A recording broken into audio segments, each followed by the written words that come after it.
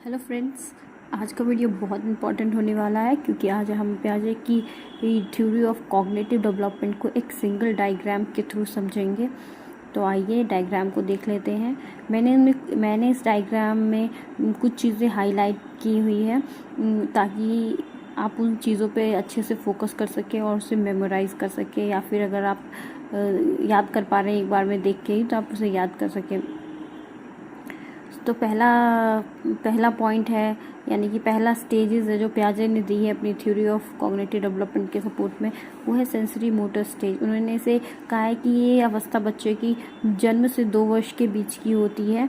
आप शब्द को ब्रेक करके ही सीख सकते हैं कि सेंसरी मोटर, यानी कि सेंसेस और मोटर से बच्चा सीख रहा है। यहाँ पे प्याजे कहते हैं कि बच्चा सेंसेस से सीखता है। यहाँ पे सेंसेस उसके टीचर्स हैं और अपनी मोटर एक्टिविटी से चीज़ों को एक्सप्लोर करता है, अपनी सराउंडिंग को, और तब सीखता है।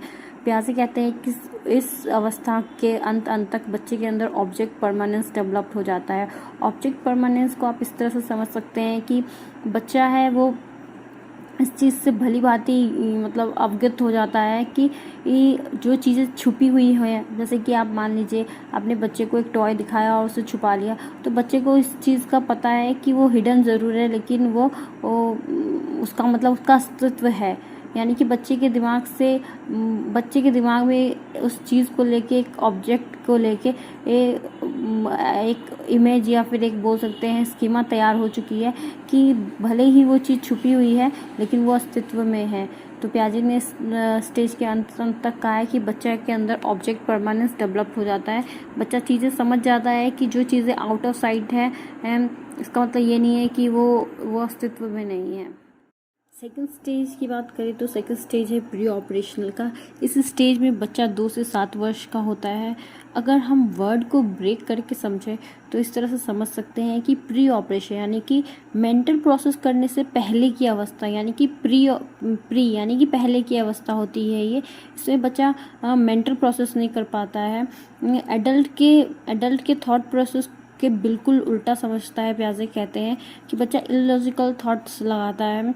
बच्चा पहले प्याजे इस बात पे भी फोकस करते हैं कि बच्चे के अंदर ना थिंकिंग का विकास पहले होता है, यानी कि सोच पहले डेवलप्ड होती है, उसके बाद में भाषा आई होती है। उन्होंने एक बहुत ही इंपॉर्टेंट पॉइंट पे फोकस किया है जो कि है इकोसेंट्रिज्म।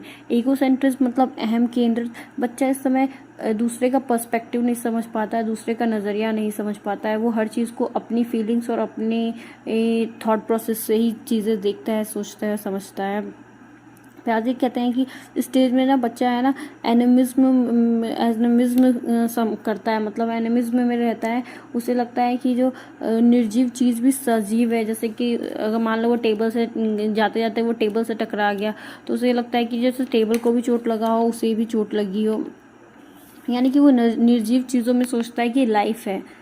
प्याजे कहते हैं कि बच्चा इस स्टेज के अंत तक मतलब अंत तक ईगोसेंट्रिज्म से बाहर आ जाता है।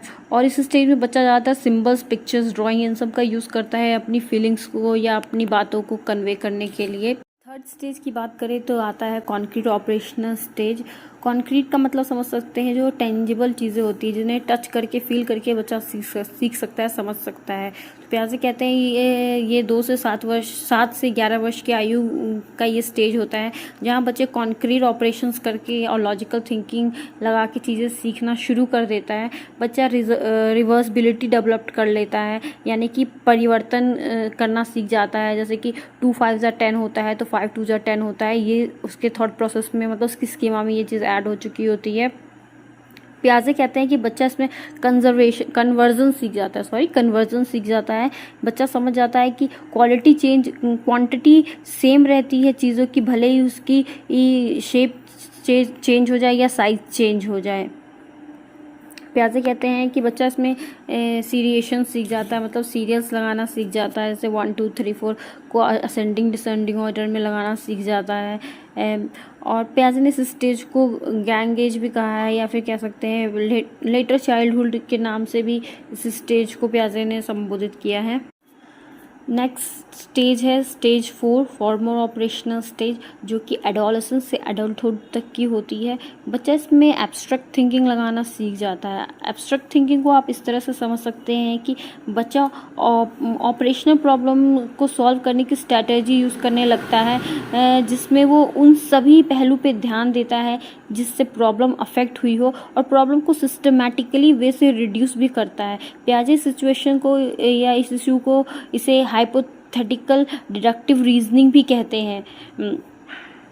इसमें पियाजे ने ये भी कहा है कि बच्चा इस एज में आते आते अपनी ईगोसेंट्रिज्म को ओवरकम कर जाता है, अपने अहम केंद्रित से बाहर आ जाता है, लेकिन फिर जैसा वो सोचता है, जैसा वो फील करता है, बाकी सब लोग वैसे ही फील करते हैं। वो अपने आप में एक इमेजिनरी ऑडियंस क्रिएट कर लेता है और उसे लगता है कि हर समय वो ऑब्जर्व किया जा रहा है, तो इस वजह से वो हमेशा बाहर जाने से पहले ज़्यादा से ज़्यादा टाइम अपना मिरर के सामने अपना मतलब बिताता है। जैसे कहते हैं इस स्टेज के एंड तक बच्चा है वो अपने ethical, political, social, moral issues को एक्सप्लोर करना। आई होप आपको ये थ्योरी अच्छे से समझ में आ गई होगी इस डायग्राम के माध्यम से। वीडियो अच्छी लगी हो तो लाइक कर दीजिएगा। चैनल अगर सब्सक्राइब नहीं किया है तो do subscribe my channel. Thank you for watching.